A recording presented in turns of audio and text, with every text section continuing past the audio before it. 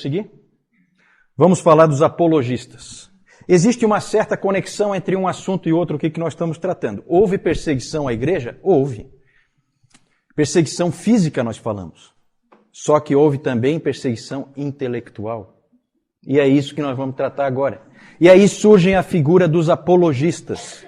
O que é uma apologia? É uma defesa. Um apologista é um defensor da verdade. Esses apologistas, eles aparecem desde o início. Na verdade, o primeiro ataque intelectual à fé cristã veio com os judeus, foram os primeiros a atacarem o cristianismo. E lá no Novo Testamento nós já vemos como é que é a linha de defesa do cristianismo em relação aos judeus. Já no Novo Testamento a gente vê isso. Quem é que lembra? A linha é sempre a seguinte: o cristianismo é uma continuidade do judaísmo. Porque é a vinda do Messias prometido. Então sempre a igreja teve o Antigo Testamento como suas escrituras, porque não é nada mais nada menos do que uma continuidade. E o judaísmo, quando ele não migra para o cristianismo, ele estagnou, ele errou o alvo. Quem é que lembra onde no Novo Testamento que nós já temos defesas nessa linha? Vamos lá, provinha, prova oral. Defesas nessa linha de que o cristianismo nada mais é do que uma continuidade do judaísmo. Em Atos, Pedro em Atos, tem um exemplo melhor em Atos. Estevão, perfeito ali, né? É uma apologia bem clara em que ele mostra toda a sequência e apontando para essa linha de raciocínio. Temos uma carta também no Novo Testamento que é praticamente trabalha só isso. Qual é? Qual é a carta? Hebreus, exatamente. Hebreus. É a carta aos... também trabalha exatamente isso, uma continuidade em relação ao judaísmo. É isso que o livro de Hebreus trata. Que, segundo Lutero cria, né? Foi escrita por Apolo. Também é um nome duvidoso, porque também é o nome de um deus grego. Apolo de Alexandria, né? O grande pregador. Né? É isso aí. Não vou dar por causa do deus grego, né? Mas é nome duvidoso. Tito já está nessa turma aí. Só que eu quero trazer alguém realmente mau para o meu lado. Eu já trouxe o Augusto e quero ver se trago mais alguém. Rafael é anjo, né? Não, esse aí escapou. Esse aí escapou. E essa briga com o judaísmo continua depois, não é só no Novo Testamento, não. Há um ataque muito, muito forte de alguns judeus. E um livro que existe da Antiguidade é um livro do Justino Mártir, em que ele conta, Justino Mártir é um pai da igreja, ele conta de um debate que ele teve com um judeu helenista chamado Trifo. O nome desse livro é Diálogo com Trifo, e é um livro muito interessante, há um debate entre os dois, muito bom, em cima das Escrituras.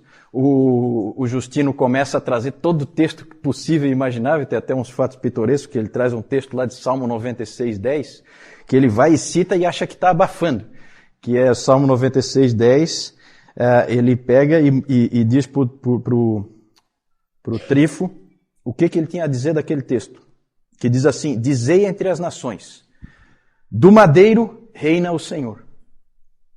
Salmo 96:10. Do madeiro reina o Senhor. Então, Jesus Cristo reinando da cruz. Aí o Trifo foi pegar a Bíblia dele e falou assim: isso aqui eu não tenho aqui não. Na minha Bíblia não está escrito assim não. Na minha Bíblia, Salmo 96:10 diz: dizei entre as nações, reina o Senhor. Exatamente. Aí o Justino dá uma de esperto e fala: tá vendo? Isso aí são esses rabis de vocês que já foram lá e tiraram aquele pedaço ali.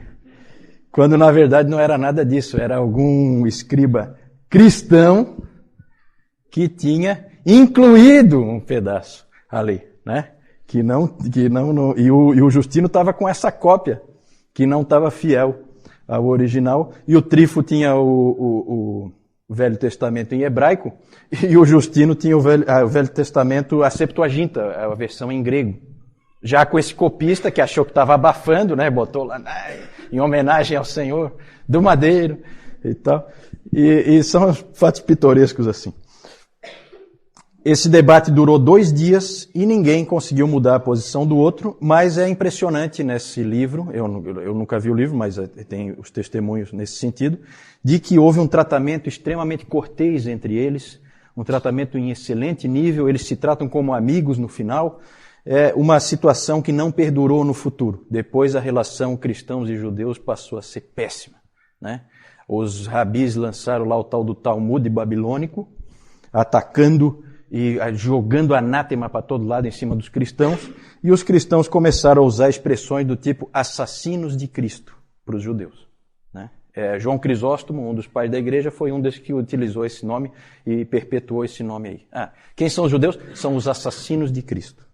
Então a situação se deteriorou. Agora o judaísmo, houve então esse tipo de conflito aí com o judaísmo, mas o principal é com o paganismo. Pode passar ali. E aí nós temos várias obras da antiguidade aí, escritas por cristãos para defender o cristianismo. Nós temos essa Epístola a Diogneto. É um material muito interessante, com uma boa visão da graça, porque uma coisa que é interessante dessa época aí da história da igreja é que ninguém entendeu a graça. Ninguém. Tinha que esperar chegar Agostinho para entender Paulo, porque ninguém tinha entendido Paulo. E essa epístola chega perto. E ela é muito bonita, ela usa a expressão de que os cristãos são a alma do mundo.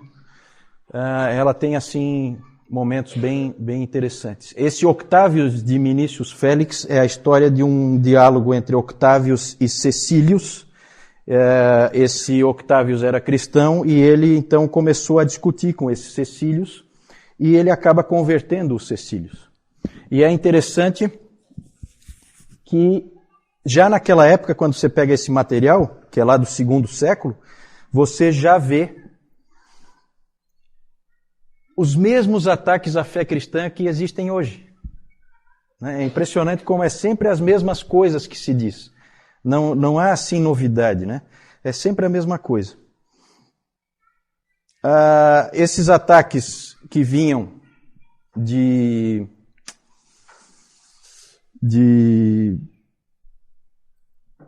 fontes pagãs, normalmente de filósofos e tal, eram ataques sofisticados. Nós temos um famoso que é um livro do Celsus, né? Esse Celso, não tem no Celso aí não, né? Eu tô louco para trazer alguém. Esse Celso publicou o livro Verdadeira Razão, em que ele ataca, destrói mesmo o cristianismo. E aí vem o Orígenes, que era um gênio, que é aquele que a mãe preservou escondendo a roupa. O Orígenes, ele escreve um livro famoso que se chama Contra Celsum, em que ele rebate todas as acusações do Celso. Então os apologistas é sempre esse trabalho de escrita, é sempre esse trabalho de ataques, e eles daí se defendem, esses ataques mais sofisticados, mas também havia ataques intelectuais mais grosseiros. E um interessante, que depois o João vai mostrar, é uma pichação que existe hoje em Roma, nas ruínas lá. Existe uma pichação na parede com uma figura de um burro crucificado, um homem com cabeça de burro, e embaixo escrito, Alexandre adora o seu Deus. Ou Alexandre adorando o seu Deus. Isso é encontrado hoje lá. Na verdade, o que é? É uma gozação de algum vizinho mala lá, do tipo do... né? Que não gostava do Alexandre, não gostava dos cristãos, e então fez ali, uma referência a Cristo daquela maneira, em que ele procurava desonrar a Cristo. O Justino Mártir escreveu a primeira e segunda apologia contra os pagãos. Esse homem era um homem de grande inteligência, de grande capacidade, e ele é o principal apologista. Vejam que ele defendeu a fé cristã tanto contra os judeus como contra os pagãos.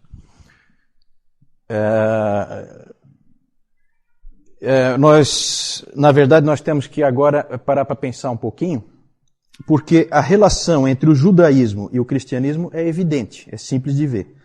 Mas a relação entre o cristianismo e o paganismo é um pouquinho mais complicada. E aí havia um problema, havia uma dificuldade. Como tratar a cultura em que a igreja está inserida? Como ver a cultura? Como encarar? Devemos pegar o que se sabe, o que se conhece na cultura pagã e trazer para dentro da igreja, ou devemos nos afastar completamente? Isso foi um problema muito sério, uma dificuldade muito grande para a igreja saber como tratar isso. Daqui a pouco nós vamos ver em detalhes como que isso funciona. Na verdade, nós temos duas abordagens, duas formas de tratar a cultura nessa época dos apologistas. Pode passar isso. Cristianismo e cultura, duas abordagens. Uma é a abordagem de Clemente de Alexandria. Clemente, como um homem de Alexandria, evidentemente ele tinha em alta conta todo o conhecimento que já existia, conhecimento pagão, todos os escritos filosóficos, tudo para ele era de grande valor. E ele, então, ele enxergava assim. Quando ele era perguntado se os cristãos deveriam repudiar todas essas coisas ou abraçá-las, o Clemente respondia: se alguém precisa de comida, deixe-o ordenhar a ovelha. Se precisa de roupa, deixe-o tosquiá-la. Da mesma forma, deixe-me usufruir da erudição grega. Ele achava que todos os filósofos pertenciam aos cristãos, que aquilo tudo era dos cristãos, e que aquilo tudo era para ser usufruído pela igreja, e não jogado fora. Essa era a postura do Clemente de Alexandria. Não é à toa que venha de Alexandria esse pensamento. E o Justino Mártir tem uma frase famosa dele, em que ele dizia que onde quer que haja verdade, ela vem de Cristo e pertence a nós. A mesma atitude. É verdade? É nossa. Então vamos pegá-la para nós.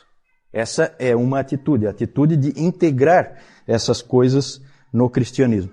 E a outra atitude, saindo de Alexandria, que é no norte da África, e indo mais para o ocidente, mais para o oeste, nós chegamos em Cartago, também no norte da África, e lá nós encontramos Tertuliano. E Tertuliano tem uma postura oposta. Ele acha que não deve haver nenhum vínculo entre a igreja, entre a fé cristã e a filosofia grega, o pensamento dos pagãos. Quem é que está certo? Pergunta difícil. Na verdade, a postura de Clemente, e que também foi depois a postura de Orígenes, que é sucessor de Clemente em Alexandria, é uma postura perigosa, porque ela leva facilmente a um sincretismo. Parecido com o que existe hoje em dia, né?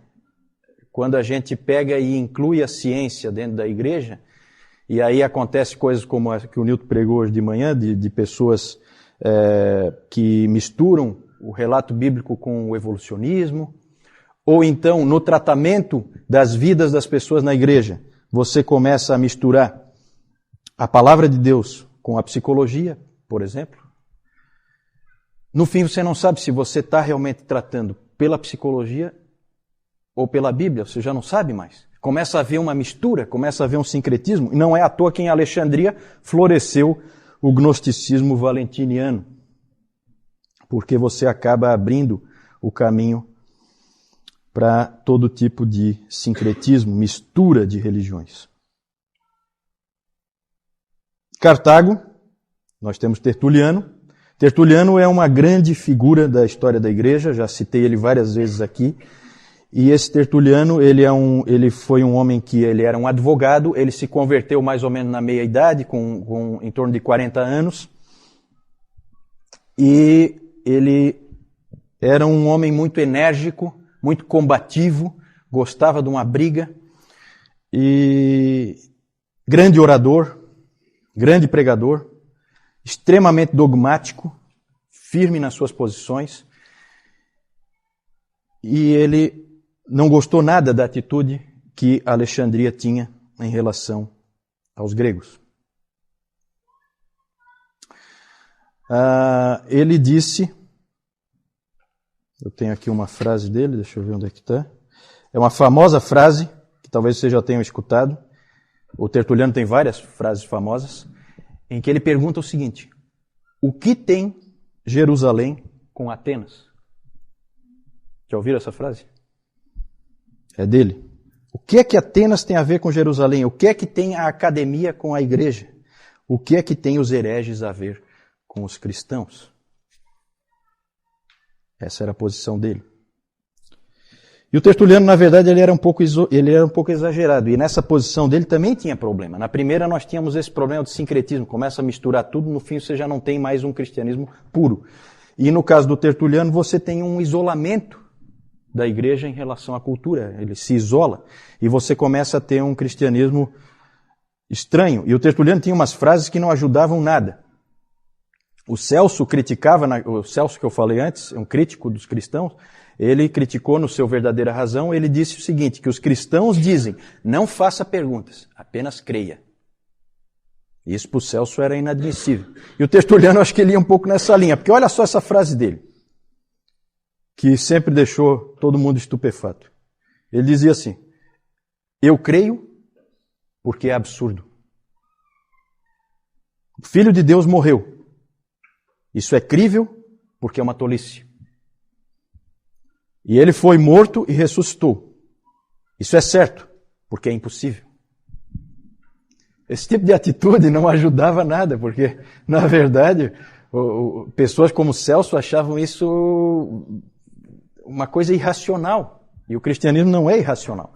Então esse aí é um outro extremo que o Tertuliano foi, que também não foi muito legal. O Tassiano, que é outro pai da igreja, esse foi pior ainda, ele era mais radical ainda. E o monasticismo medieval, os monges medievais, não foram numa direção muito diferente, não. Eles foram mais ou menos nessa direção aí.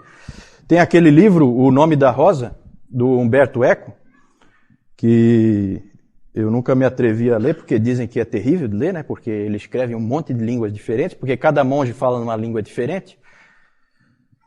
E tem até um monge lá que fala todas as línguas juntos, né? Ele sabia tantas línguas na história do Umberto Eco. Ele sabia tantas línguas diferentes que no final ele não sabia falar nenhuma. Então tem trechos lá em que esse monge fala que daí ninguém entende nada porque é misturado as várias línguas. Então é uma coisa esquisita. Mas nesse livro, o filme dá para assistir, né? O livro é complicado de ler. Mas ali tem a história gira em torno de um monge que queria dar um jeito de se livrar das obras de Aristóteles. Certo? Então é dentro dessa atitude aqui do Tertuliano. Certo? Ele queria se ver livre das obras do Aristóteles. O livro gira em torno desse tema. Né? Quem é que está certo? Quem está certo? Vejam bem, gente, aqui a gente tem que pensar assim, a igreja é uma só. Quando um cara lá em Alexandria fala uma coisa, me afeta aqui. Porque não existem várias igrejas, existe uma igreja única. É a igreja católica, que nós falamos antes. Essa época ainda é uma época em que a igreja é uma só. Então um se preocupa com o que o outro pensa. É diferente de hoje em dia em que todo mundo é meio independente e tal, a igreja é toda dividida. Não, nesse tempo não. Quem é que será que estava certo? Para que direção a igreja deve ir? Isso foi difícil.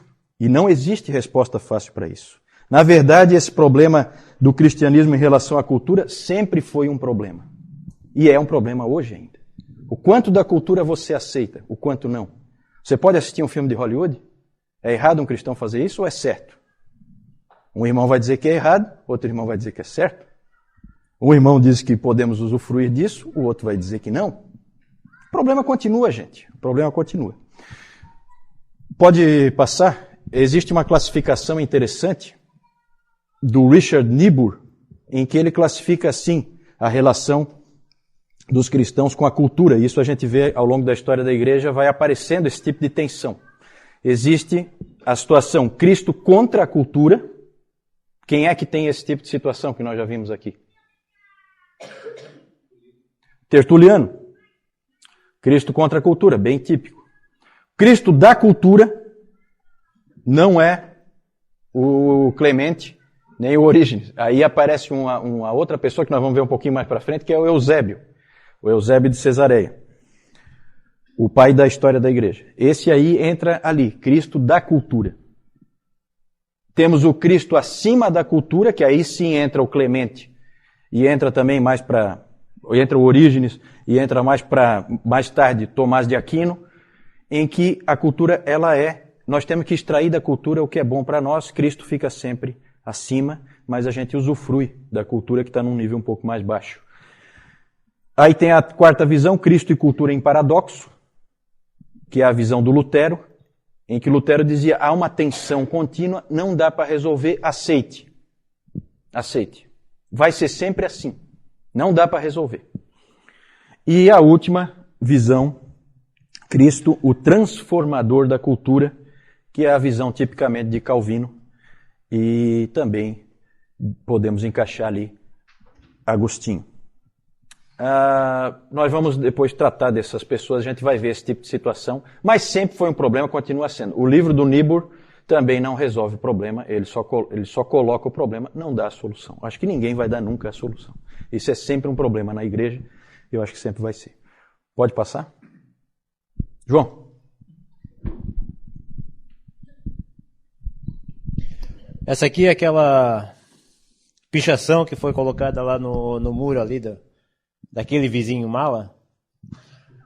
Aqui, representando a cruz, aqui uma figura com a cabeça de um burro. E aqui, Alexandre adorando ali o burro. Então, quer dizer, se tem um adorando um burro, seria mais ou menos assim, um burro adorando outro burro, né? E aqui nós temos o Justino Mártir, figura dele. Próximo. Aqui nós temos o famoso farol de Alexandria, o porto de Alexandria também. Aqui o farol, onde já foi falado ali, inclusive da biblioteca lá de Alexandria. E aqui nós temos o Clemente de Alexandria, que também o Juliano falou ainda há pouco sobre ele. Alguma pergunta aí em relação aos apologistas?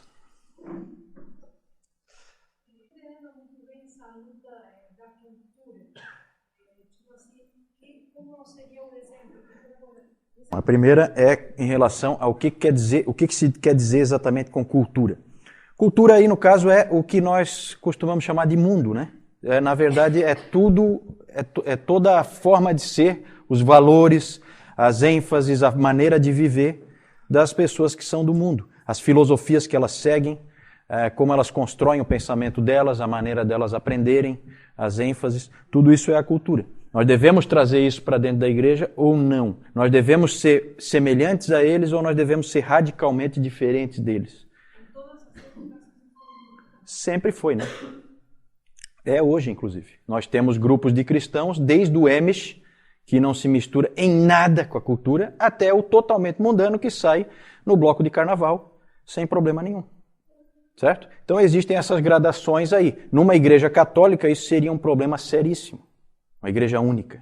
Hoje as igrejas são divididas, então um não se preocupa muito com o que o outro faz. Mas naquela época, afetava. Quem é que está certo? Para onde a igreja deve ir? Quem é que nós devemos ouvir? Devemos ouvir Tertuliano ou devemos ouvir Clemente? Né? É o problema.